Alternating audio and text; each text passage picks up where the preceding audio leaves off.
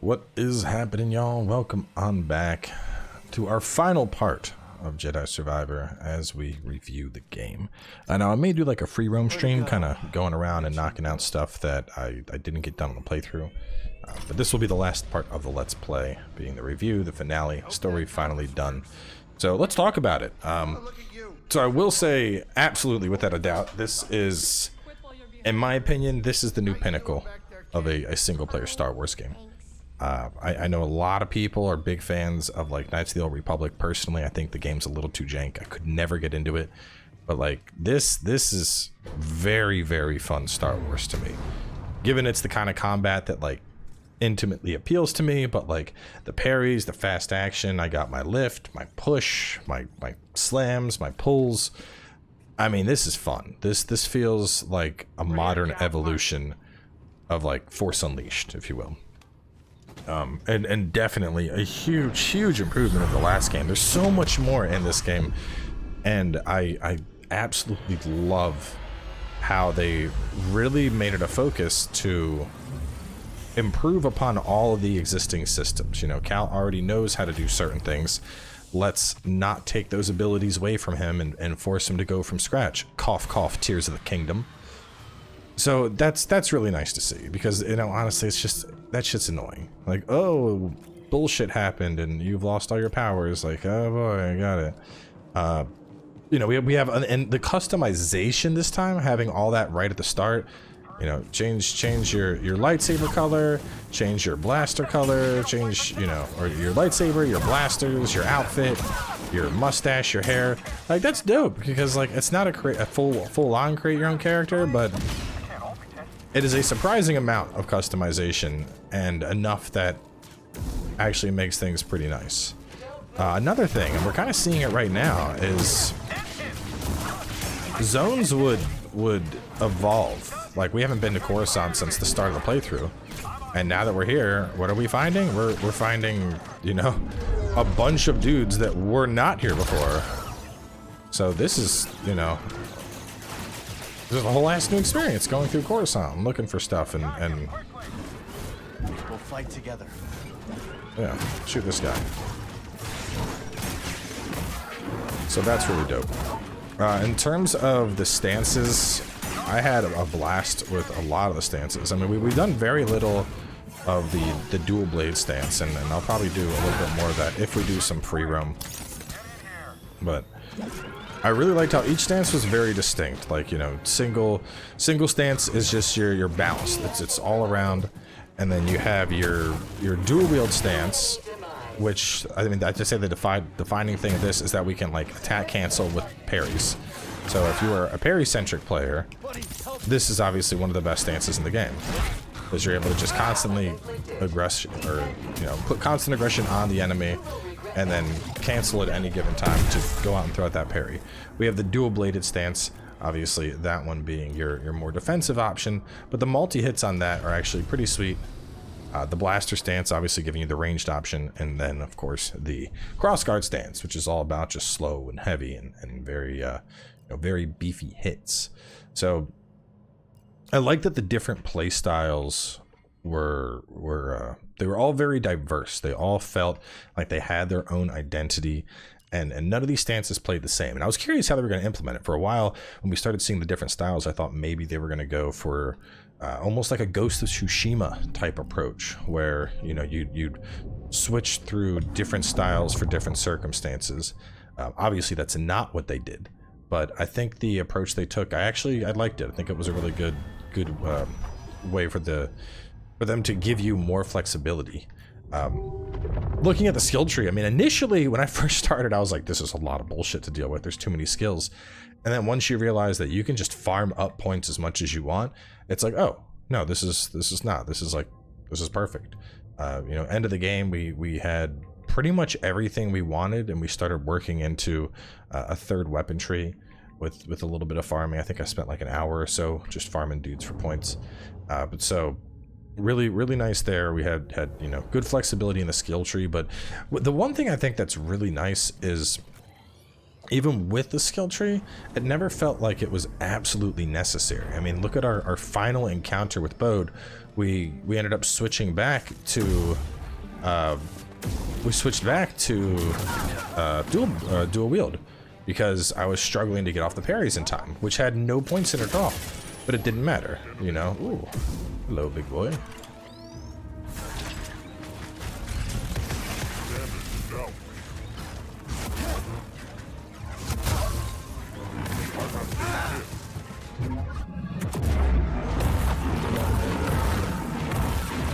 I like how we get just a little bit of the dark side here. This is kind of dope.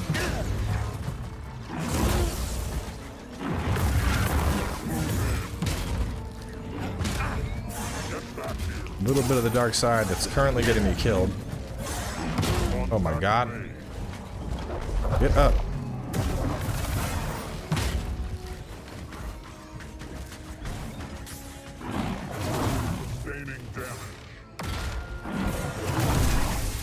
Ooh. On the note of enemies, obviously, really good enemy variety. I felt, you know, we had our Empire enemies, we had our wildlife style enemies, and then of course we had the droid style enemies, the marauder style enemies, and then of course added things of like confusion. But we also have the ability to slice droids and take them over.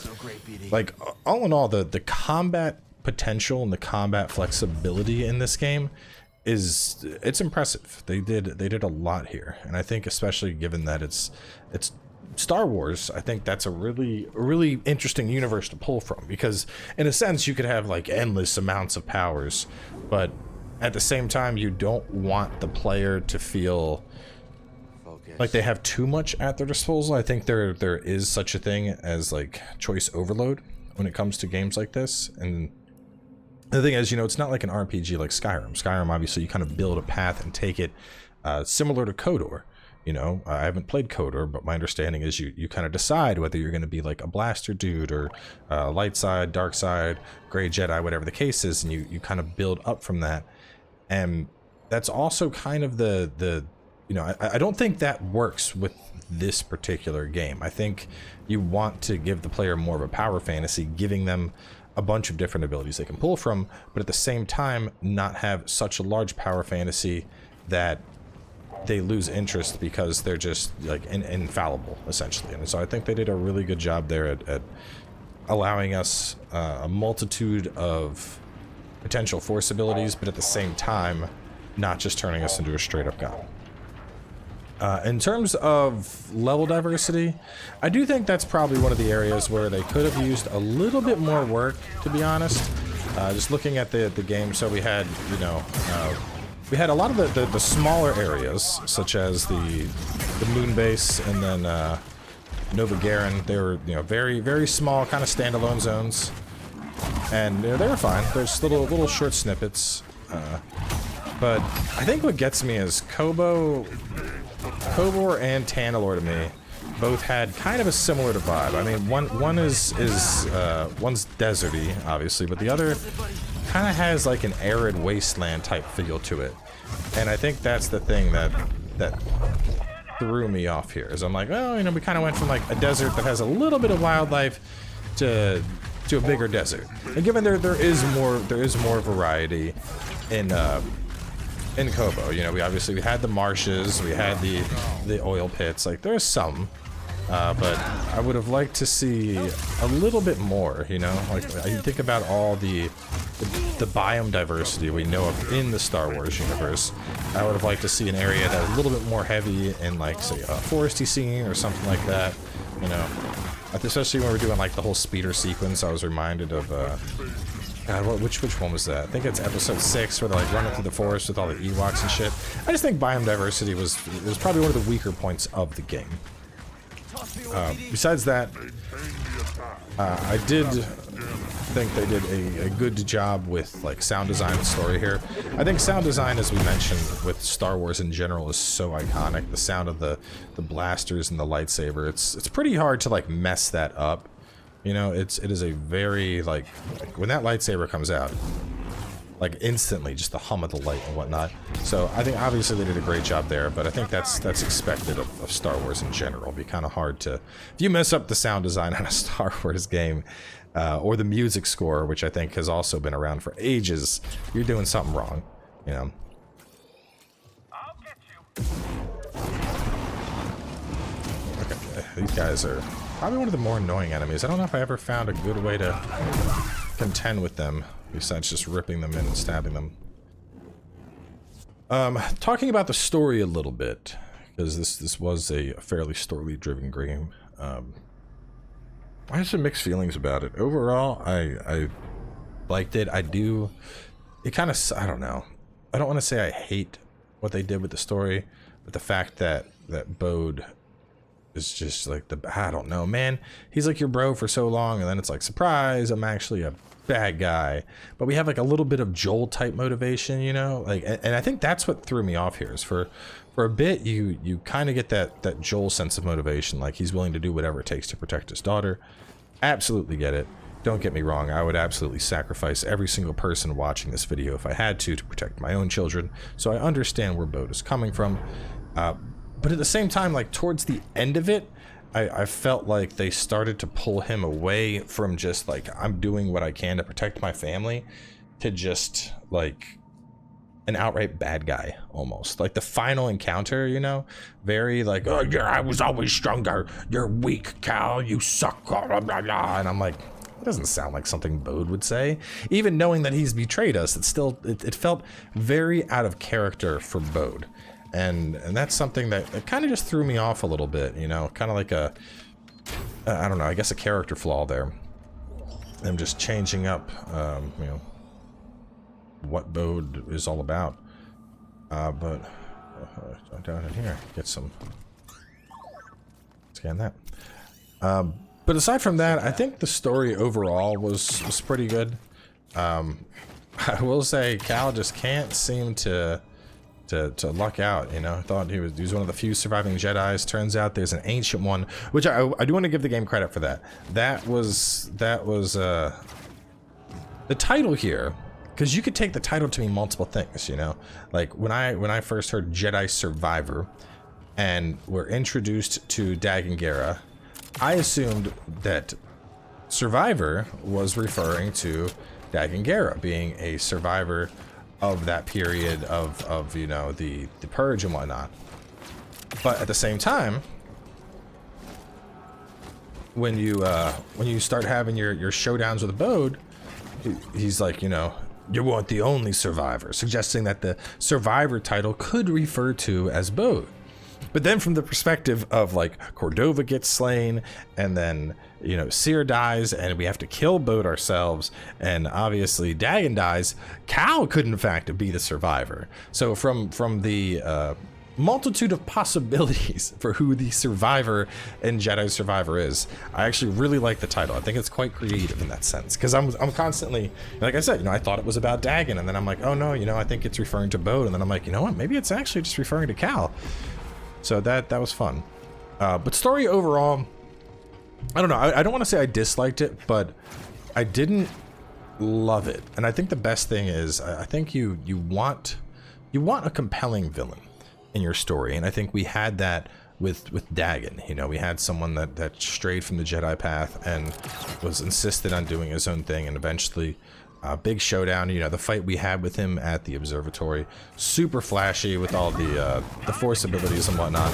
So really liked that showdown, but it was so hard for me to justify Bode making the transition and becoming the new main bad guy. I think part of it is, you know, as a father, I obviously understand the motivations, but on top of that, you know, it's as I mentioned, it's very similar to kind of the vibe that I got from, you know, from The Last of Us, you know, and this is something that I do think it's important that you have kids of your own to understand where I'm coming from here. But like the very first time I played The Last of Us, it did not make sense to me that Joel would essentially sacrifice humanity to save Ellie. I was like, this is stupid. This guy's a nut job. After I had kids, my opinion made a complete 180. And until you have children of your own, you don't really understand that. So I completely get where Bode's coming from, you know, do anything to protect your children, but it's hard for me to look at that and be like, oh, Bode, you're a bad guy, because in my head it's like, well, you know, is he though? Or is he just a dad that's desperate and at his wit's end? And I think that kind of goes back to how I said I don't really like what they did with, where they suddenly kind of made him, it's like they made him into a more they tried to make him more bad guyish. It didn't really make sense, because I think his motivations were there to protect his daughter. I get that, but I don't know. I don't think he made a compelling villain, and I think that's something that you really want in games like this. You want a villain that you're going to come to hate because they're brilliant and memorable, or whatever the case is, and I think that was kind of lost with Bode. In terms of other elements of the story, Ravis I liked a lot. Ravis was really dope. Honestly, the side dialogue, kind of like a side element here. Side dialogue, side element. But like, God, like the part where I walk up on all the droids and they're like, Roger, Roger, Roger, Roger, Roger, Roger. I was cracking up, man. The side conversations between droids and stormtroopers and whatnot is phenomenal in this game. Probably some of like the best side conversation stuff that I've heard in the game in general, and it does wonders to make the game just feel just more alive, you know? God, it's gonna take a fucking Rancor or something, isn't it? What are you? Frenzied Jotaz? Oh, fuck. Oh, God. Here.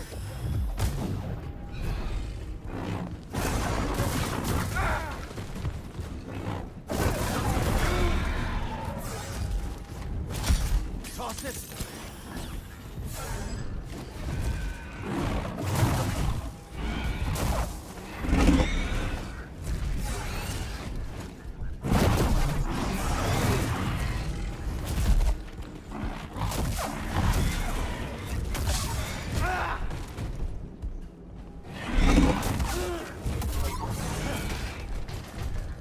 Sim, please. Hey, BD.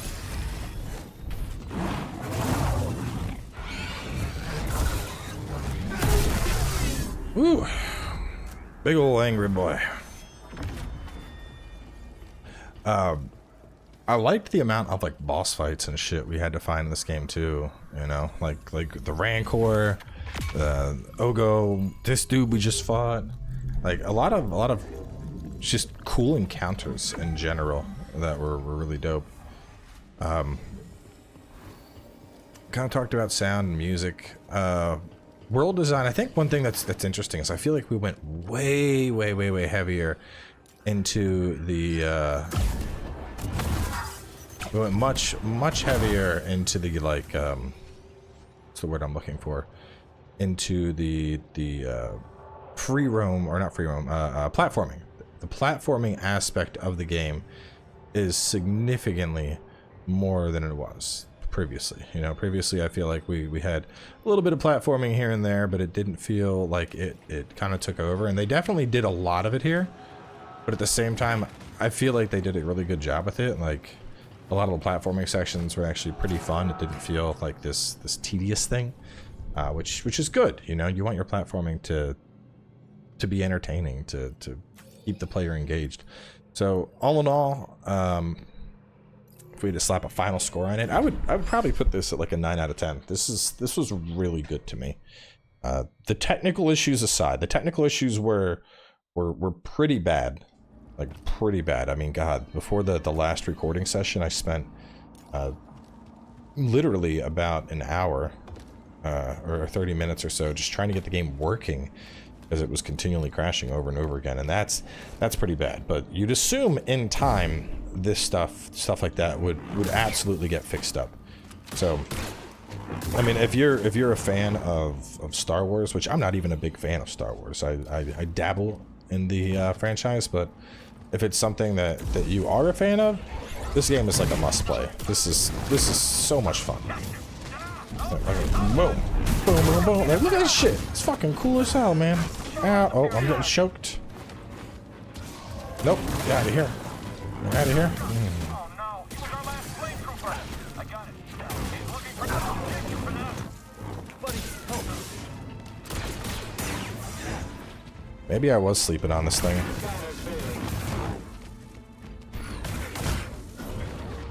Right here, bud.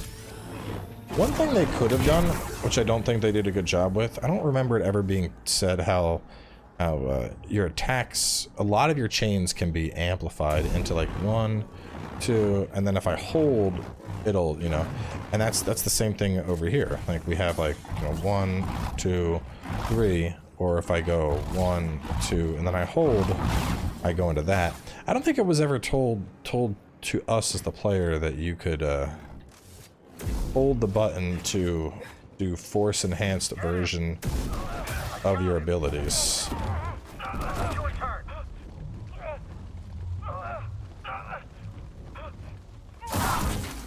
Are we the baddies?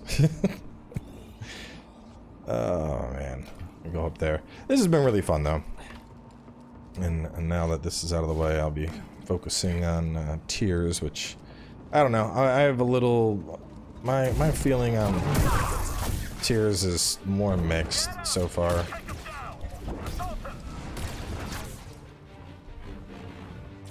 Hey, BD1.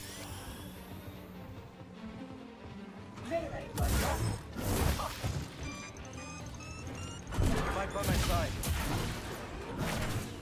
And the thing I don't want to talk too much about it, but I think the thing with my experience of Tears of the Kingdom at least is like I have a few complaints about Tears in general, but man, it's like the audience for that game, they're like, you just don't like it, you just shouldn't play it, you just don't like it, and it's like, no, like I'm having fun with it, but like there's some things I wish were a little bit different. They're like, well, this just isn't the game for you. It's so fucking weird, man.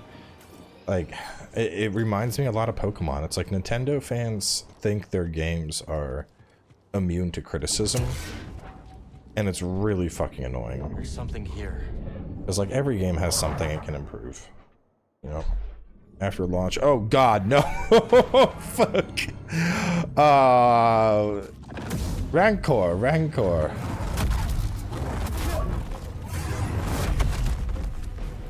Oh boy, I'm getting air gobbled. Damn, I don't know what's worse, that or the double Ogo fight. Probably the double Ogo. But you know, every game has something it can improve. Elden Ring, I mentioned how, you know, it's very easy to lose track of the map, and I thought that they should make improvements there. And sure enough, after launch, they did. This game I mentioned, I think the biomes are a little bit lacking in areas. And like Breath of the Wild, I was like, or not Breath, Tears of the Kingdom. I was like, you know, the game could really use some basic accessibility, like button remapping, sound controls.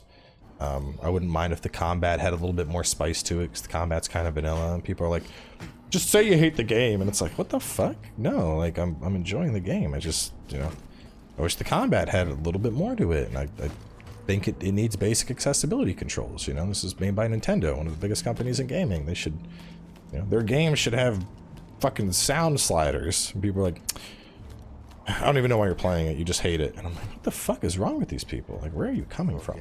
It's so weird, man. It fucking baffles me. Anyway, All set. well, we, with the exception of, oh no, we do have 100% exploration on it. Even though we didn't finish that, we found it. So, at least one of my planets got 100%. But we're going to wrap things up here. This has been a lot of fun. There's still, in terms of planets, so we got 20% of Jeddah left, pinch there. I mean, it's really just Jeddah and Kobo left to do some exploration. You know, it's so weird, because part of me is like, I wish there was one more planet, and at the same time, if there was one more planet, I think the game would have gone on a little bit too long. Like, I want one more planet, but I want it to be entirely optional. Like, I know that sounds super weird. I just want an optional planet that I could explore at my leisure, that's not impacted by the story at all. But anyway, this has been a really fun playthrough. in terms of what I have coming up next for y'all, so let me try and do a little. Let's do a little look here. So 38. That's 19th. Second. So this series should run up to the 22nd of May. The next big series I have planned was, of course, going to be Final Fantasy, and that is still a month away. That is all the way out on the 22nd of June. So I need to take up a month worth of episodes. Let's see. Looking at launches, honestly, this is the thing. This is why I was so torn on Zelda. I could certainly do episodes, but I feel like Tears is so random in how you explore. So it's either going to be that, or instead I might potentially do a playthrough of like Elden Ring Convergence. I don't know what else I would play for a month, because I was hoping to leave a little more time in the oven for that. But I haven't really been enjoying Zelda on stream with the amount of backseating, so maybe I would enjoy that more, just starting over and literally just experiencing it as episodes. Or maybe not even starting over. I don't know. I'll have to think about it. Either way, we're going to wrap things up regardless. I will have something headed your way, so y'all stay tuned. And I'll catch you soon with something else.